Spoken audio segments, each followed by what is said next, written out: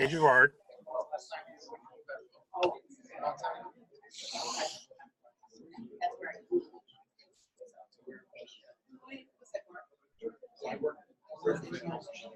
Westwood. We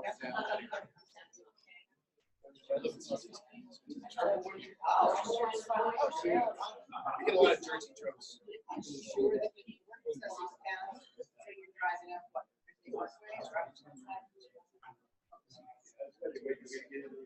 Yeah. Take a girl out of Jersey. I didn't say. I hope, yeah, I'm proud. Now get out.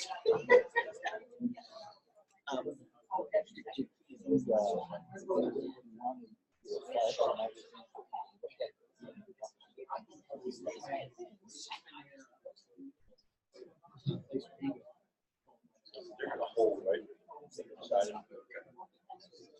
I think that's a better approach. Keep on stage.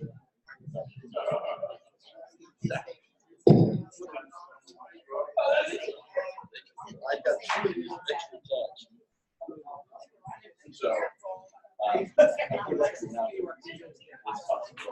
So, Nice job. yeah, they've got fun.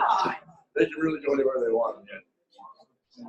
I'll leave it start from here just to make it. Is that one on? This is. Sure. You're okay. Just be careful with the cord. I'm not going down twice. Everybody, you want to find your seats? Always ready to come down. I don't have other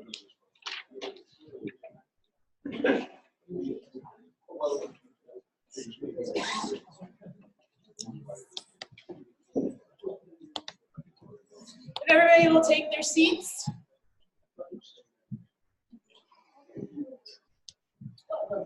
You guys have gotten pretty good at this, but we're Zoom recording this for our friends at various places. So if you could just make sure your phones are on vibrate or silent. Welcome to those that are far away. This is a pretty cool case study. Hey, Steve. This is a cool case study just for different reasons because the USA truck was very cool as well. But in this particular case, Trusted Advisors had a little bit different a role, which is something the previous organization probably wouldn't have done and something that we're pretty proud of. And I'll share that with you and then introduce Doug and he can introduce our two guest speakers. Doug has been working with the ARC of Rockland for a while, and it's a nonprofit organization, and they had some really inspired goals of what they wanted to do as far as their people development. And Doug called me in the throes and ashes of the previous organization and said, would you consider this? He wanted to make a difference in this organization. He came to me and said, Paradigm Associates wants to make a difference in this organization. So we, Paradigm Associates, is committed to charge X and do an in-kind donation of his time. And asked Trusted Advisors, would you consider the same? So the team sat around and discussed it, and we said, you know what, we can't walk away from this particular opportunity. So the project with the ARC at Rockland was an opportunity to do some really good stuff. So Trusted Advisors did the same. We came up with a price for the materials and tools, and we did also a 50% in-kind donation as it relates to helping them achieve their goals. Doug shared with me, they got this really cool write-up, which is great press for their organization as well as Paradigm, and some really nice write-ups. So I will be up here if you want to look at it as they tell their story. What I asked Doug to do in this particular case is kind of take us from the beginning. Okay, how did you get in? Who did you meet? What was the issue? How did you fact find? How did you come to the situation that says this is what we're going to do? So he's going to walk us through, and his two guests are going to help us tell the story of how this case came to life and what has happened as a result of their facilitation and the good things to come. So with that, let me introduce you to. Thank you. You're welcome.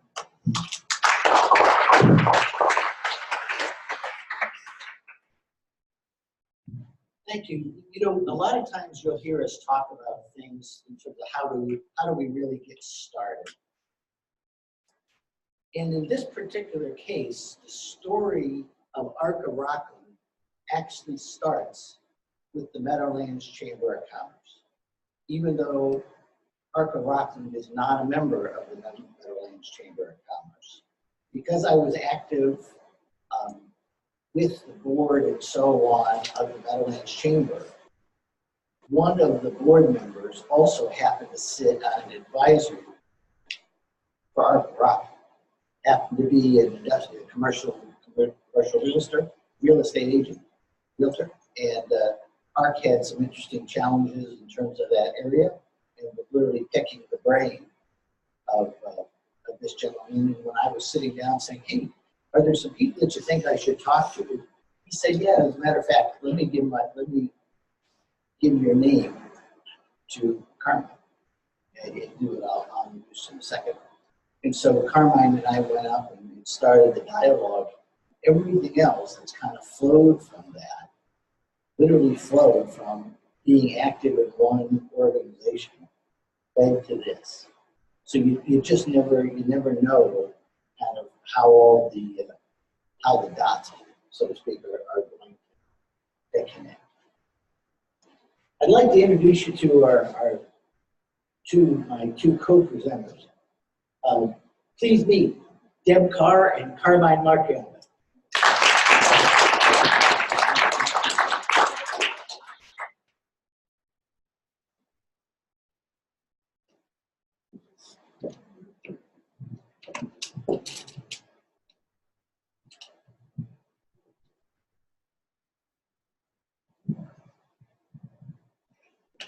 So if you just start by, would you kind of walk them through a little bit about your background, kind of how did you end up at our kind of life from college on, just so they have an idea of what you guys are all about. Well, first off, thank you for having us. We look forward to speaking with you this afternoon. The program is entitled A Voice of the Customer. We are here as an open book. We like to be very transparent and share with you everything and anything you want to know about things from the customer's perspective. I've done this on one other occasion, and it's rather refreshing to be an open book and to share. It's important for you as business professionals to understand what's in the crazy minds of the customer, and we're okay with sharing with you what we're thinking about. I started my career as a nursing assistant in the hospital, as a direct care worker in the field, and I was fortunate to be from a family of healthcare professionals, and I worked in the hospital as a nursing assistant for close to 10 years, which allowed me to pay for my college, and it was a great experience, one of tremendous responsibility I started when I was 15, taking care of other people, working in the operating room, emergency room, the labor and delivery, feeding babies. I did a lot of things where I couldn't even take care of myself at that age. I wanted to be a doctor. It wasn't in my cards. I studied business at the college next to the hospital. It allowed me to commute rather easily. I obtained my bachelor's degree in business administration at that time, and I was fortunate to go across the street. You notice I didn't go too far. And I worked at a nursing home where I studied to obtain my nursing home administrator's license. So I'm licensed as a nursing home administrator, and at the age of 24, I became the CEO of a local nursing home that was government-owned, and I had a really good run there. I think we accomplished a lot of wonderful things for the people who lived there. They got the attention of decision makers, and at the age of 28, I was appointed to the county executive or county administrator's position for the entire county. So I went from a nursing home to roads, bridges, libraries, mosquitoes, the jail, the prosecutor's office, all of the government responsibilities that we all take for granted and really don't know they're there until you need them. I did that for a while, went back and got my master's degree in business administration and finance, and then I worked for 3 years in a similar capacity as some of you, doing consulting and business support, consultation, with an architectural office of all places. I did that for 3 years, and I really felt like I needed to get back into the field. And what I did was I joined the organization as the CEO, president and CEO of a disability-driven organization. I did that for 10 years, and was rather successful, but didn't feel fulfilled at the end of the 10 years that I was making as much of a difference as I had hoped. I joined the ARC of Rockland as the CEO 6 years ago. Parent organization. As the CEO, I report to basically a board of directors of all parents, siblings, and family members of the individuals that we support. That's a little bit about me and my background. I've got 4 children, and I live to work and I work to live. So I guess I'm going to introduce Steph, and she'll do her self-introduction. I won't go all the way back to college because we only have 45 minutes, but after I did get my bachelor's degree in business, a few years later, I started as a recruiter in a small hospital, 174 beds, 900 employees, and grew with that hospital through several mergers and acquisitions to become director of human resources for the hospital, then vice president of human resources, up through having hospitals that were brought together for a merger and another hospital that affiliated with us to have a department of 48 in human resources with 3,400 employees, 7 different bargaining units through 2 different counties. I was there for 25 years. I left and Carmen hired me about 5 years ago, and I'm the chief human resources officer there. Also, parent of 2, grandmother to 1, and another on the way. And so that's a very quick history. Do you want to talk a little bit about ARC as an organization, just from an organization perspective? So the ARC of Rockland is a 501c nonprofit organization. A question was asked, are we part of the ARC of the United States? And we are. The ARC of the United States are similar nonprofit organizations that support children and adults with developmental and intellectual disabilities. The ARC chapters in New York State are unlike the rest of the country in that we're all part of one corporation. There's 45 of us. And even though we're all part of a single $2 billion corporation, we all somewhat manage our counties individually and have separate boards. So extremely complex organization. We're part of the family, but one day and the next day we're not part of that family, so to speak, in terms of decision making. But the ARC of Rockland is a $45 million organization. We support 1,200 people in Rockland County, which is the smallest county in New York State. We employ about 750 employees, and the individuals we support go from preschool right on up to senior citizens in their 90s. We provide a comprehensive array of services and supports: medical, rehabilitative, residential, educational, transportation, a medical clinic, job coaching, supportive employment, recreation services, family counseling and support. It's a full comprehensive, organization at that time. We're celebrating our 65th anniversary this year. Most of the ARC chapters across the country all were formed around the same time. And at that time, 65 years ago, parents really didn't have much of an alternative for services for their children other than state institutions, where children were brought and dropped off and spent their entire lives. So organizations like the ARC, Rockland, and the ARC of the US, really families fought to have their children be moved into the community, be part of the community, as opposed to live in segregated institutional facilities. That's our history, and there was a few family members around a cup of coffee that really started the organization. They're all great success stories. They go from that to $45 million and 800 employees. That's a huge undertaking for a few families that just want to do the right thing for their children. So it's a great success story. So here's the timeline in terms of my first involvement. I mentioned being introduced. So that literally took the first meeting was back on September 11th, 2015. And that's when we had started out with just a casual meeting. The meeting went into lunchtime, and we went to a local place just to kind of grab a bite.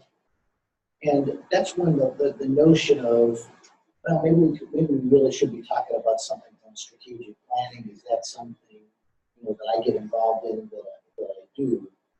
As you can see, that kind of ruminated for a while, and I got asked to submit an RFP. My response to that RFP was about 25 pages. It's not something that I took lightly. It's not something that I would always do, except that I had already talked with Carmine and I knew at least some idea of kind of what was the scope.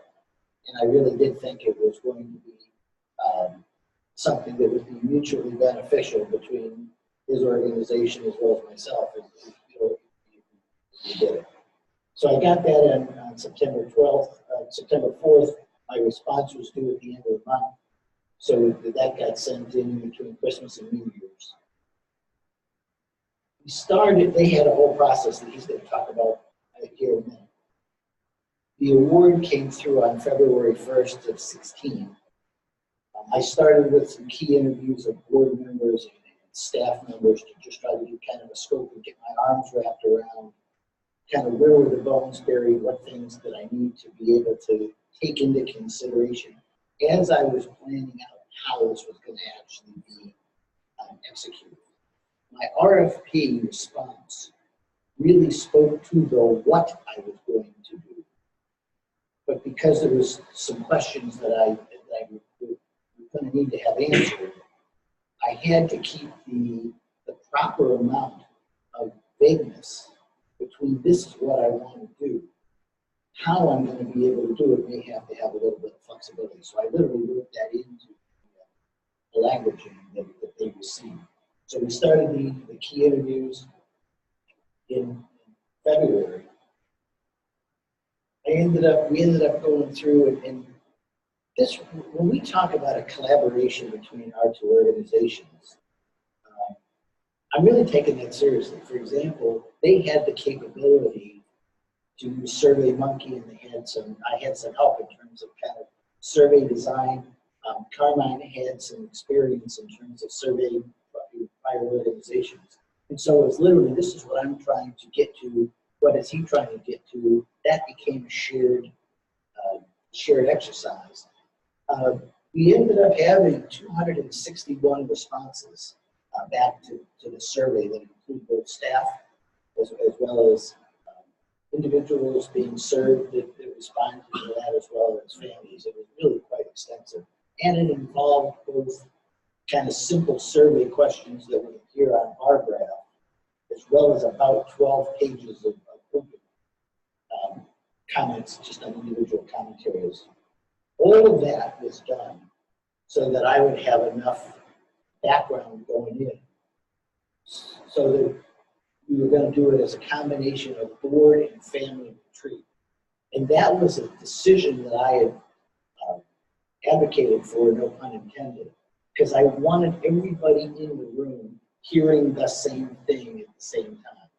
And I was so afraid that if I did one segment for families, one segment for people being served, one segment for board members, and one segment for staff, how are we going to put ultimately, how are we going to put all the pieces back together if they didn't occur so naturally?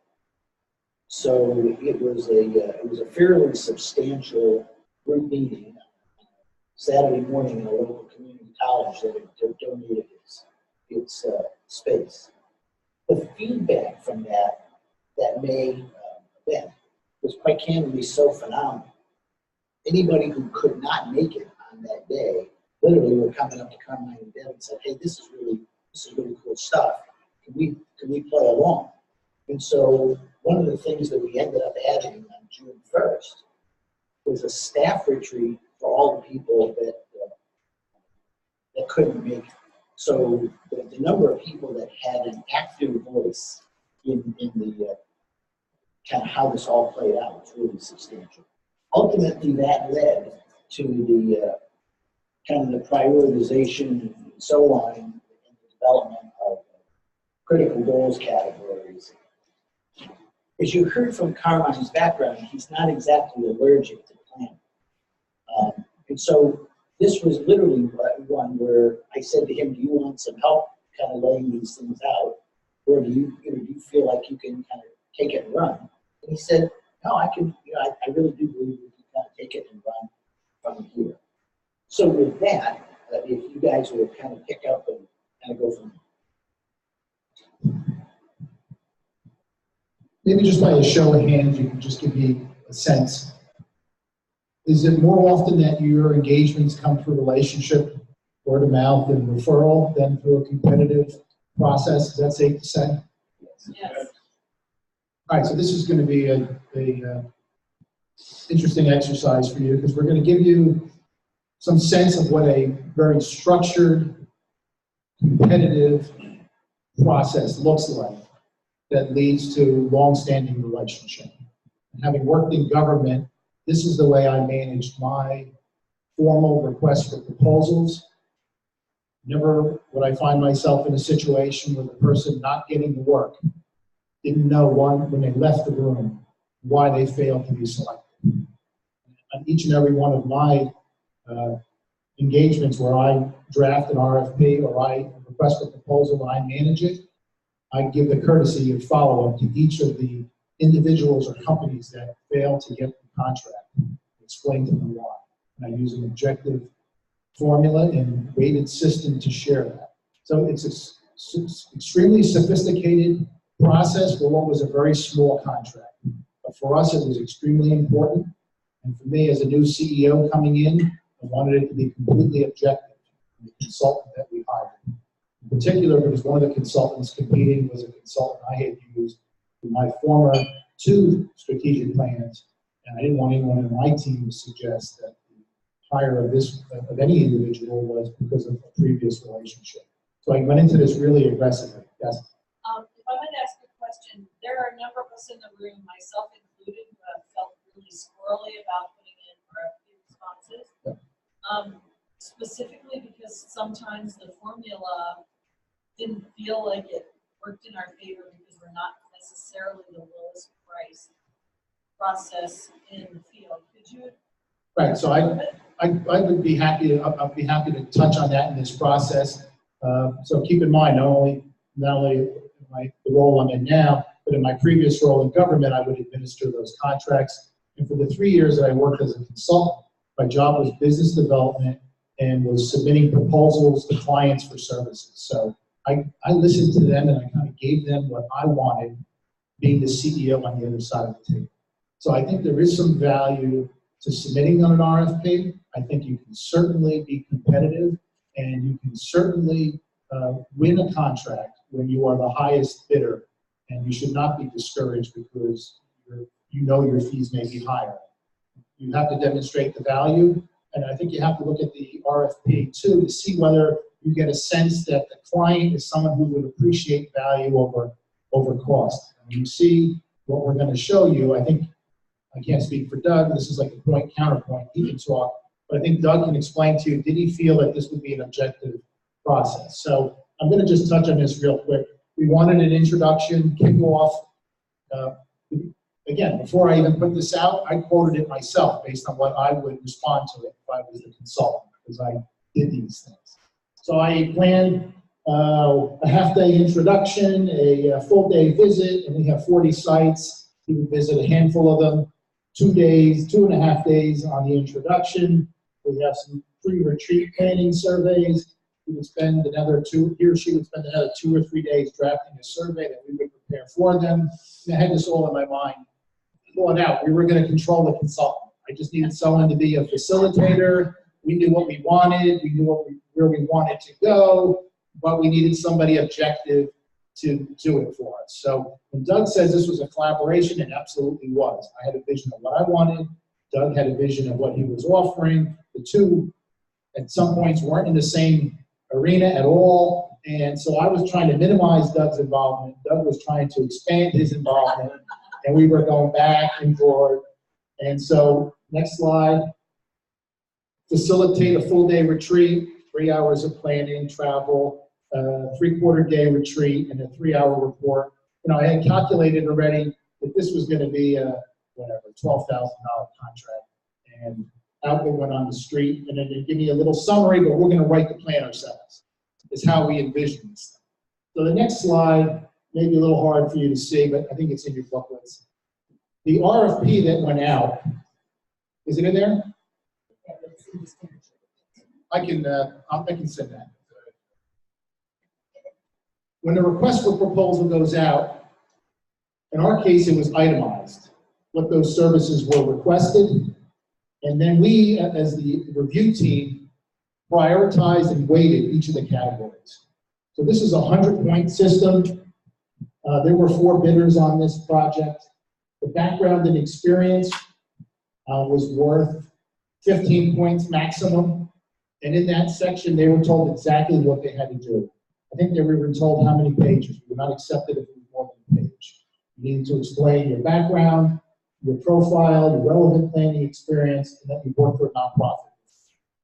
And that was worth 15 points. I think there were 5 evaluators, and each of us scored the proposals separately behind closed doors, and then they were all brought together to come up with a composite score. So you can see A, B, C, and D scores range from 7 to 11.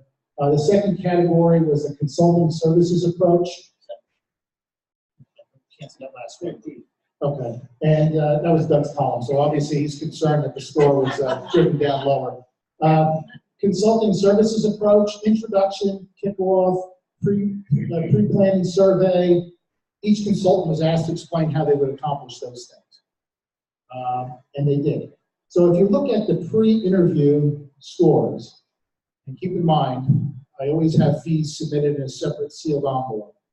I don't want to see the fees before we score and evaluate the individuals. And we make it clear in our proposal, this is not about the money as much as it is the value. I don't know that, I can't say that you're going to see this every time. You may get a sense it's all about the money, but in our case, it was really about the value. And so you can see that all 4 consultants went into the interview almost with identical scores. And then we had the fees were opened and scored. The firm with the lowest fees got the highest score. The rest were weighted from there, maximum of 25 points. So on a 100-point system, only 25% was based on the fee. You really could come in here and steal this job, this project, with the right response, with demonstrated skills, and a clear description of how you were going to accomplish the work. And then we had the interviews. And you can see some people did extremely well in the interview, and other people that looked good on paper just did not deliver. We sat down. And then when you add the pre-interview scores, the interview scores, and the fees, you can see the highest score is a 90, and the lowest score is 68. So with that information, I told Doug who was the lowest fees and the highest value, and we negotiated an agreement for the project. That's how this thing really went down. And then we spend the time, speaking with A, B, and C, people who we have good respect for, people we've worked with in the past, explain to them exactly where they fell short. We never share fees. We don't tell them that you're the highest or the lowest, but we do say during the interview, just go into the questions. The team felt that you were not engaged. Your written response was extremely thorough. For your fees, you refused to break down, you wanted unit costs. Hourly and full day, travel, you want to be able to itemize those costs. Doug was very cooperative and shared it. Some other consultants said my minimum day is an 8-hour day. Well, if we have a half hour, what are we going to do with an 8-hour day? That's our practice. Okay, you're going to get lower score on that, and the team didn't respond well to that. So flexibility is really important. So these are some graphics that kind of represent where I thought the process kind of started. In the upper left, you have Whitewater. Why Whitewater? Because not only is ARC as an organization going through turbulent times, but the industry that they're in is really going through tremendous upheaval. And some of it is political, some of it is availability of people, but on any given day, they have to be able to negotiate Whitewater. It's part of where they live. The representation of the lower level is basically somebody engaged in a toxic cleanup. When Carmine came in, the old executive director was very, very much of a command and control person who basically operated with the notion, if I want your opinion, I will give it to you. And so as a result of that, the culture of the organization could have had fears spelled in block letters 12 feet high. And it's really something that we continue to work toward and work through in terms of our work together. The puzzle pieces, you'll notice the ones in the front are really bright and shiny. I can say, having worked with more than 100 of the managers now, you'll know about that. The capabilities of individuals that are working in Arc of Rockland are pretty spectacular. And I'm not just talking about from an academic perspective. From a quality of people, it's just off the chart. But the challenge that they had was basically everybody kind of doing their own thing. And the puzzle really hadn't come together. And that was going to be part of the challenge in terms of kind of building the strategy, to be able to kind of get that roadmap. And so that's why the last graphic here is the journey is on. As a result of the survey that came out, these were some of the words that kind of got surfaced, if you will, as part of that survey. So I thought I would just kind of give you a quick sense of kind of, I got it in. I kind of weighted them in the order that they kind of bubbled up from some of the survey. So I started back. We talked about mission statements and so on. To translate this, what I had said to them was they had wanted a strategic plan. And I said, "Are you sure?" And they said, "Yeah." I said, "Are you sure you want a strategic plan?" And I said, and then they said yes. And I asked them again, and Caroline said, "Okay, obviously you have something in your mind. What is it?" And I said, "Well, let me tell you where I'm coming.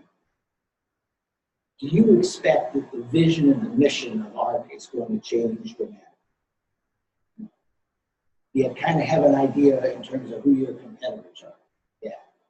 So are you really talking about doing a strategic plan, or are you really talking about updating the operating plan and looking at it as like a 3-year operating plan?" And so we had an agreement that even if the board said, "Oh, we want a strategic plan," because that was the languaging that they wanted to use, we had an agreement that what we were really talking about was building an operating plan. What you see here is what came out of the 2 retreats. And with that, and let me turn it over and you guys can take it from there. So what we wanted from Doug was a summary of the facilitated event, the priorities, and an unbiased, objective report of the discussions from that day. What we didn't want Doug to do was to take pen to paper and actually write a plan for us. And I think we were pretty clear going into this is what we wanted. And Doug was very kind to give us exactly what we'd asked for, a roadmap from the meetings.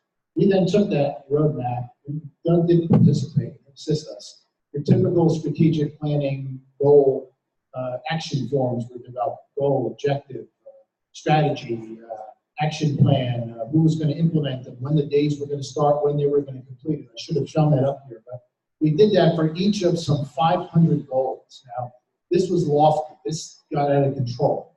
This was the first strategic plan in probably, I think, since 2003 or 4, thereabouts, and I needed it desperately to have a roadmap as the exec to move things forward.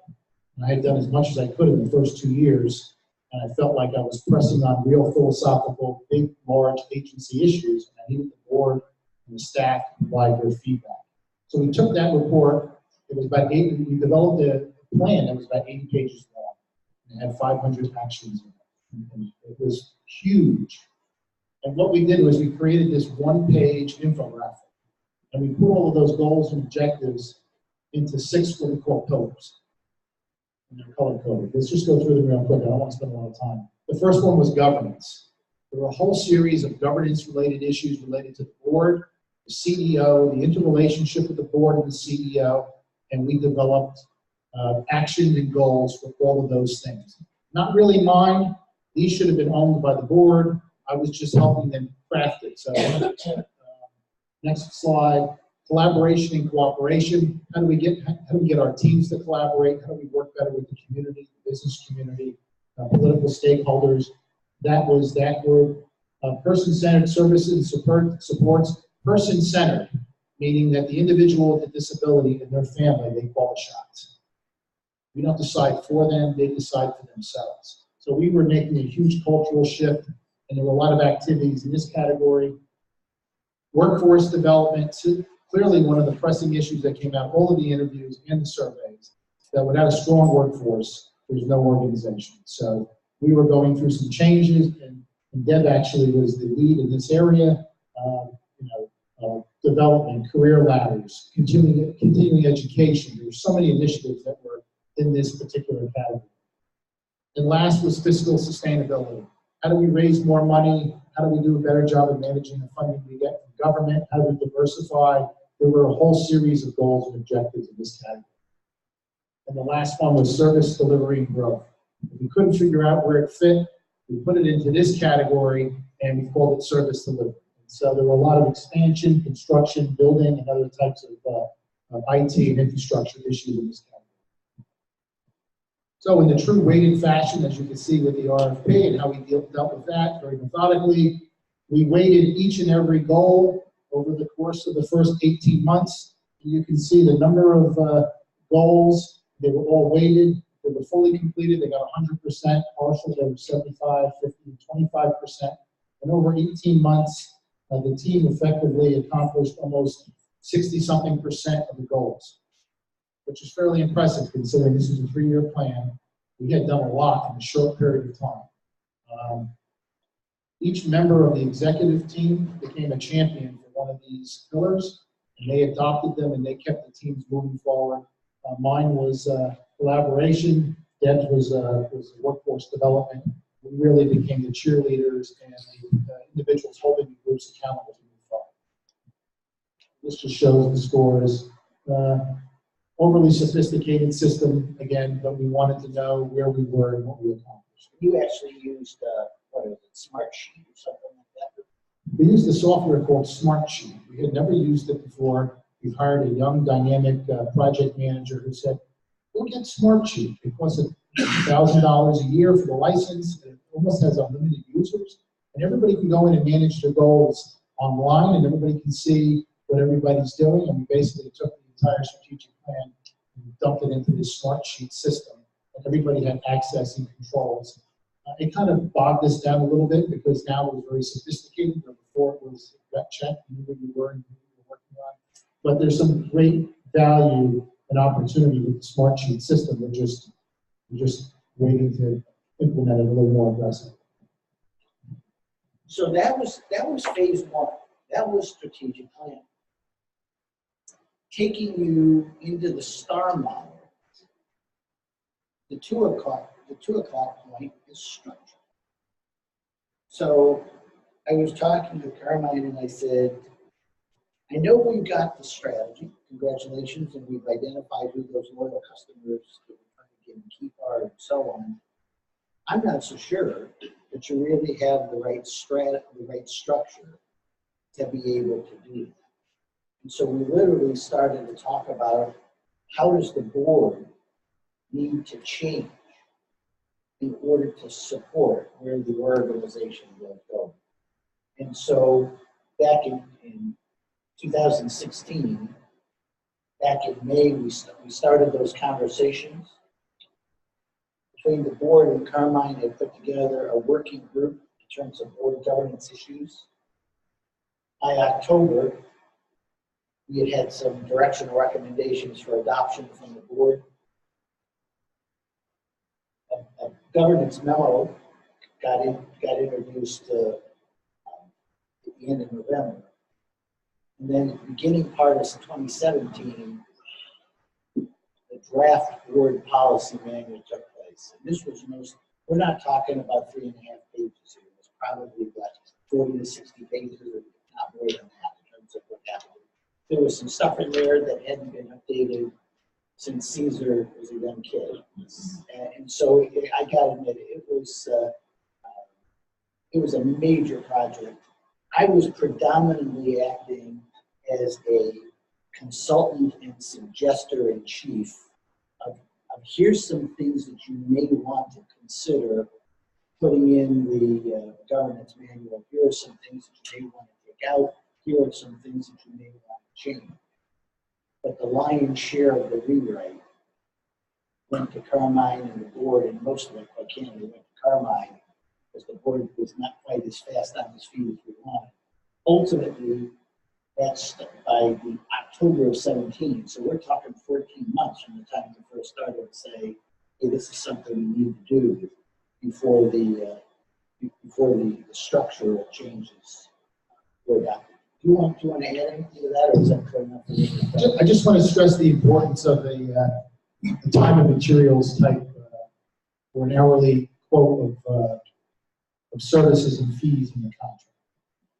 Clearly, I wanted a lump sum contract. I did not want to go over. I wanted to know what we were going to pay Doug for the entire strategic planning exercise. And we did not go over. There were no surprises. What we asked for is what we got, and that's what we paid for. But there was a time and materials clause in the agreement for additional services. This was not budgeted for governance. I had a hard time getting the board to move forward on things, and as a CEO reporting to a board, very difficult for me to drive the board to make changes. We sat down with the president of the board. He said, I can sure use some help with this. I don't know who to go to. I said, well, why wouldn't you ask Doug to help? He knows the organization. He's been working with you. He knows the personalities of all the people involved. We could just ask him on a time and materials basis to extend his hourly rate to us. And so, by asking for that up front and having that ready to us, we knew exactly what the other consultants had quoted their hourly rates. We felt comfortable that this was a good place to go. And the board extended an agreement with Doug for a limited engagement to move that project forward. I think it's important to bring that up because our relationship with Doug continues on other projects using, this relationship as a foundation. So Doug was able to do things with the board that I just couldn't do because of the relationship of a subordinate and an employee. And I couldn't speak objectively with them on issues that impact me: evaluation, compensation, evaluation, all the things that were needed to be addressed. So Doug really did a nice job. So after we had the strategic plan, there were a lot of things we wanted to do we could not pay for. The Forging the Future initiative became a capital campaign to raise $2.5 million over 3 years, and largely we took the items from the strategic plan and put them into a capital campaign. We called it capital, but we didn't build anything. This was a service initiative, and we rolled it out with a consultant. Not Doug, we brought in a fundraising consultant who helped us create this infographic and a message. We created 3 pillars, and everything from the strategic plan fit into these different areas. Can-do commitment was services, life to the fullest was health and welfare, and powering up the workforce with all the development initiatives. So as of today, it's been about a year. We've raised $500,000 of the $2.5 million goal. One of the goals was to get a family to donate a house to us to be used for people with disabilities. We're negotiating that house donation as we speak, meeting with the family about the strategic plan, where we're going as an organization, how everything connects, made them feel comfortable in wanting to make a very large contribution. So I don't want to go into detail, but this all ties in with the other work that we were able to do. Yes? Does it target all individual donors? Well, I had worked on these capital campaigns before, but the consultant came in and said, really what this is an opportunity to engage your family. Really, the focus was on families. What they call concentric circles. Who gives people who are closest to the inner circle. So if your child is in the program and receives services, the family member would be in a better position to feel the direct impact of the services. Our model was the opposite. Carmine, you're the CEO, go get all the vendors and all the businesses and go out and raise money. And guess what? You guys are businesses, you're vendors. You have a relationship with us. There's only so much support you can provide. It's impossible to raise the kind of money you need to support services. So it was a forced organization to inwardly reflect on the inner circle, which were parents and family members and stakeholders from the community who benefited from the services. And so it was very easy then to say, we want to create a master's program in-house through a university and teach our employees in-house to get a master's degree in 2 years. That cost was fairly high, but a handful of families made a contribution and said, if you don't have future leaders for tomorrow, you don't have an organization. Who would have thought that people would make that kind of a commitment? We got 15 people right now in the master's program. And in 2 years, they'll graduate with a master's in human services. And they're all going along the class together 1 day a week in one of our buildings. And so other people have talked. We haven't even gone public yet with the campaign. The idea was to start small and not to go public until you're halfway there. This family with the major contributions is going to push us over the top. We're planning to go live May or June or fall of this year to raise the remaining half. But the question's right on the money. It starts with people who benefit and can connect with the services. So now we're in phase 3. I'm sorry, the Leadership Academy was one of the Forging the Future elements. To create an in-house leadership program. So back in April, they had gotten the agreement from the foundation that they were going to underwrite this Leadership Academy.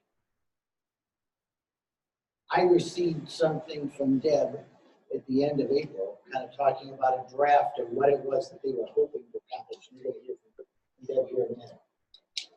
As Tammy talked about in her opening remarks, I took that and I floated it to Tam and her team and said, hey, are you guys in or out on this? I need to know, because it's going to have a direct impact in terms of whether I'm going to bring things in where they need to be brought in. And quite candidly, there was times when I wanted to take a bit of a shortcut. This is absolutely not a shameless plug for trusted advisors. And they said, no, we want those folks that are going through this to have the full program. So they made an additional contribution even beyond what I was originally asking them to do. One of the things that I asked for and got from Deb and her team back in July was headshots of who was going to be in the program. Why that was so important for me is because I was basically working with 53 other people that were done in 2 sections, one in the morning of about 25 people, and one in the afternoon about 25 people. I wanted to begin to start to do name-face identification before they even walked into the room, so that I could feel comfortable, so to speak, in terms of people in the room. That ended at the end of, we went roughly 7 sessions. So that went through the fall, and then on January 9th, we started our next session for about 50. And then literally, the ArcLight magazine came out on 2/1. At this point, I'm going to turn it over to Deb and let her kind of walk through what kinds of things they were trying to accomplish and kind of go from there. As you saw from both our strategic plan. As you saw from both our strategic plan and our Forging the Future campaign, workforce development was a key initiative for us, and leadership development was key to us in both of those areas. So in 2017, we had started leadership development, and we were doing it in-house, and we worked on things like promoting accountability, resolution, coaching, supervisory, different skills. And we wanted to build upon that in the next year. And as we were working with Doug, I was thinking, okay, so what do we need to be doing now? So we as a team had developed leadership competencies that we felt were key priority areas for all of our leaders to have. So basically they fall into 3 different areas: leading the organization, leading others, and self-management. So we'll walk through those in a second. Just, not that I'm going to go through them, but you can see that leading the organization, the ability to set vision and strategy, critical thinking and effective decision-making, managing the work and accountability, and managing change.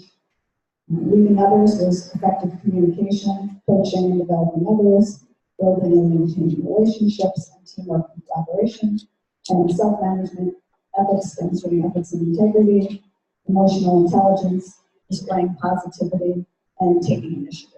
So as I'm talking to Doug, I said, these are the areas that we really want to reinforce. What is it that you can do to provide this? So Doug looked at the content and did a crosswalk of our competencies to the areas that we wound up working with. And in fact, So I took each one of the pieces, and as Deb said, I literally set up a spreadsheet in my computer of executive leadership, and management, and say what stuff is in where in terms of putting this together. So for example, ability to set vision, as vision for future programs and services. Under executive leadership, that became creating the best culture and strategic leadership. Under management, that was goal setting and turning solutions into action. Critical thinking, effective decision making.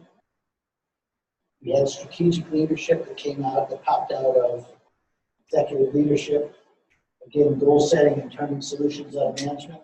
Decision making and problem solving right out of the team leadership process.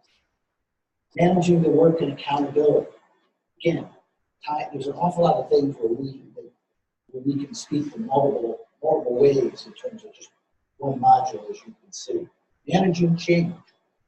Actively supported leading change, engaged by creating the best culture, developing peak performers, and leadership communication.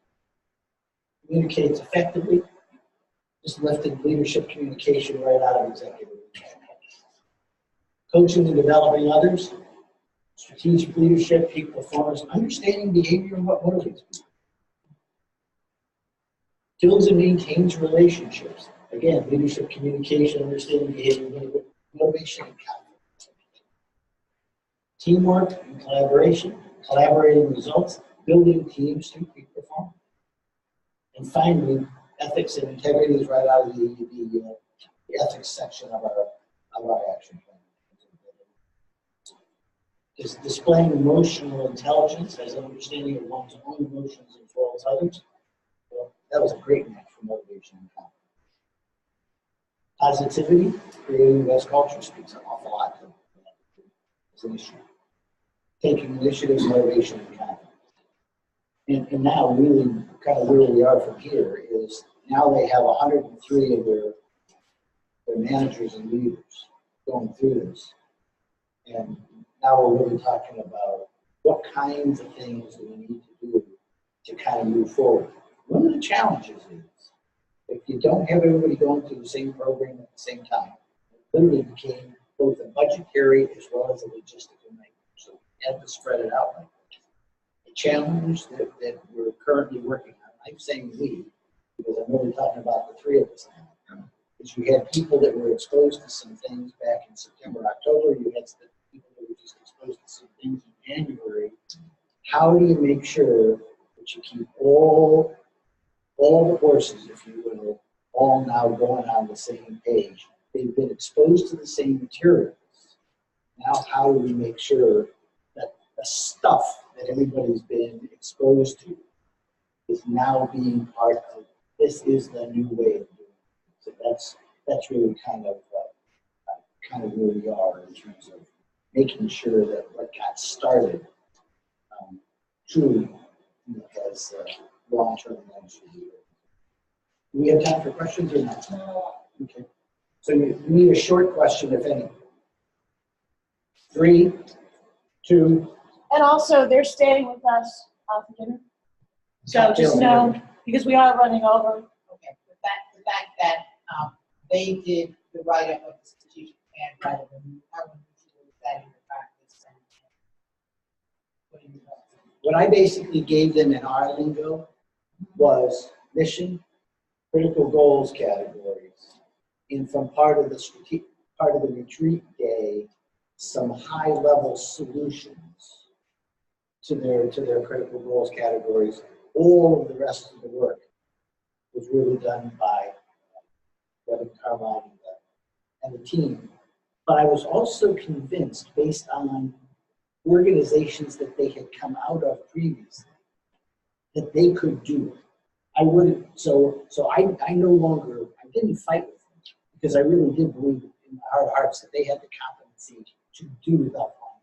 I don't always feel that way about every organization, but I had seen the stuff that Carmine had worked in his previous organization, and any one of you guys would be proud to be working with an organization at that level.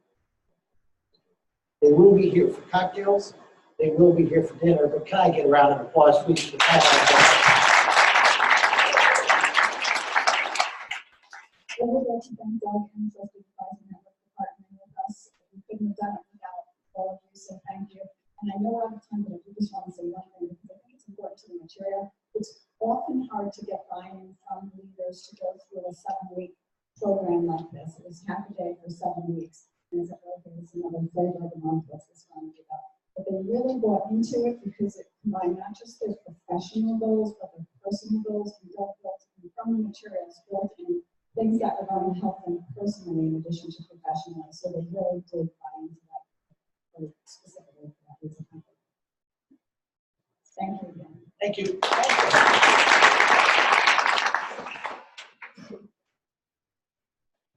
If you guys want to take a quick walk down the hall to your next session, we'll try to get back on schedule a little bit.